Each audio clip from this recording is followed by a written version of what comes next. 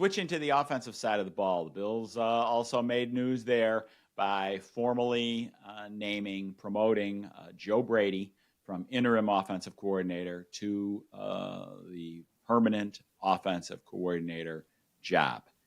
Catherine, your thoughts? Yeah, I mean, we had talked previously how we kind of expected this, and I think when you look back at some of the end of the season comments from players, coaches, Brandon Beane, it felt expected. Like there was obviously a process to go through. The Bills did that. They went through the full interview process, met all the NFL needs, but I mean, I recall during the end of the season press conferences, there was a point where Brandon Beane was asked about Joe Brady, and it almost felt like he was talking future tense of, when he's offensive coordinator. Again, they checked all the boxes to make sure they were doing everything they needed, but not really a surprise that Joe Brady will be the OC next year.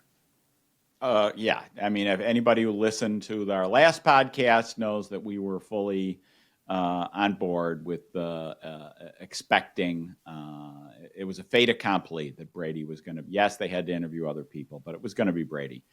Josh Allen wanted Brady. Now, while it's true, Josh Allen wanted Ken Dorsey, but Ken Dorsey wasn't a total failure, and Brady continued a lot of the things that Dorsey was doing. But Brady did do a good job. He did. Now, he had a couple of things went right for Brady that had gone wrong for Dorsey, such as Dawson Knox was hurt, and Dorsey kind of couldn't mix up the personnel.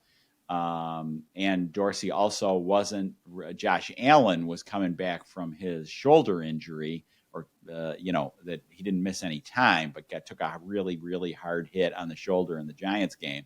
So Josh wasn't running. So Dorsey comes in, Knox gets healthy. They can go back to alternating between personnel groups, keeping defenses on their heels, and Josh now can run more.